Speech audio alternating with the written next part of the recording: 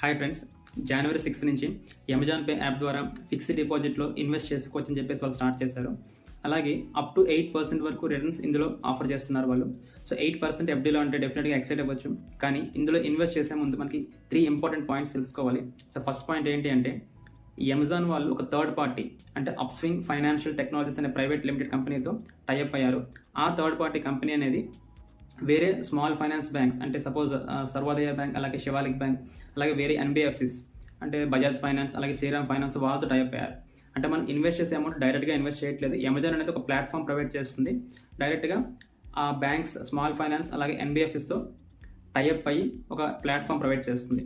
Second point ఏంటి అంటే, ఏవైతే ఆ ఎన్బిఎఫ్సిస్ ఇంట్రెస్ట్ ప్రొవైడ్ చేస్తున్నాయో ఆ ఇంట్రెస్ట్ ఇక్కడ డిస్ప్లే అవుతుంది, కానీ అమెజాన్ వాళ్ళు ఏ ఇంట్రెస్ట్ కూడా మనం ప్రొవైడ్ చేయట్లేదు. అండ్ మోస్ట్ ఇంపార్టెంట్ పాయింట్ ఏంటి అంటే, మీరు ఏదైనా ఎఫ్డీ అనేది ఏదైనా బ్యాంక్ ద్వారా ఇన్వెస్ట్ చేస్తే మీకు 5 lakhs వరకు ఇన్సూరెన్స్ ఉంటుంది. ఆ ఇన్సూరెన్స్ అనేది DICTC, deposit insurance and credit guarantee corporation వాళ్ళు ప్రొవైడ్ చేస్తారు.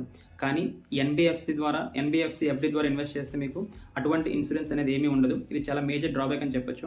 అలాగే ఈ అమెజాన్ పే ద్వారా ఇన్వెస్ట్ చేద్దాం అనుకుంటే మినిమం 1000 రూపీస్ నుంచి ఇన్వెస్ట్ చేసుకోవచ్చు.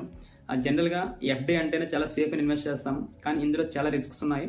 సో ఇన్వెస్ట్ చేసే ముందు ఒకసారి టర్మ్స్ అండ్ కండిషన్స్ చదవండి. మీరు ఎప్పుడైనా ఏదైనా బ్యాంక్లో ఎఫ్డీ ఇన్వెస్ట్ చేస్తుంటే ఏ బ్యాంక్లో ఇన్వెస్ట్ చేస్తారో కామెంట్ సెక్షన్లో పోస్ట్ చేయండి. అలాగే ఇటువంటి ఇన్ఫర్మేషన్ మీకు నచ్చినట్లయితే ఈ ఛానల్ సబ్స్క్రైబ్ చేయండి, అలాగే ఈ వీడియో షేర్ చేయండి. Thank you.